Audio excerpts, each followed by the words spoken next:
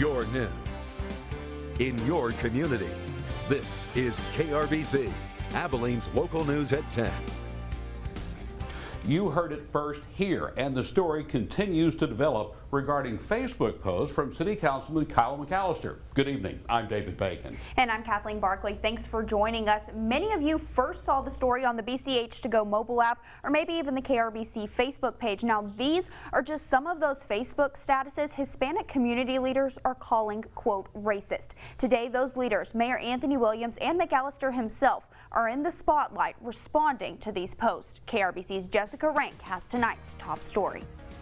Those who perceive that they have a right and a luxury to engage in racist jokes do not understand that they are adding to a lifetime of injury to those who have navigated racism. Another group of community leaders joining the conversation surrounding Kyle McAllister and his Facebook posts. We cannot use these platforms as a way to attack a group of people. We can't do that. We have to understand that when you do that, you're going to have to take responsibility. That responsibility Garcia is talking about, McAllister's resignation. The councilman disagreeing with that statement, but saying he will censure himself at the next city council meeting. It is important to me, as the mayor talked about, for us to have accountability. I hate cliches. I just hate them. But there is one that I live by. When you mess up, you fess up. And I messed up. Saying he will be the first to cast that vote. Mayor Williams also weighing in, expressing his embarrassment and disapproval to the posts. Those posts were not only inappropriate, they were offensive. They offended me. And while the future remains unknown for McAllister, one question still remains. Can he be forgiven? We can all be forgiven, but you have to do and act and show that you are truly sorry. There will be some who can forgive me, and there will be some who cannot. And I'm not here expecting forgiveness. What I am asking is that we all look inward at ourselves and our past comments to ensure that as we move forward,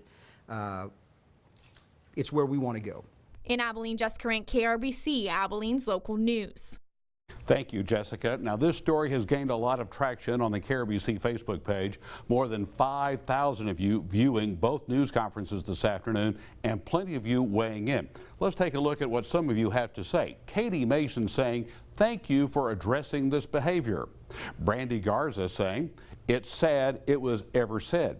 And James Sutton saying, quote, if it's the man's opinion, so let it be. You have your opinion, it's the opposite of his. So it's okay for you to have an opinion, but he cannot?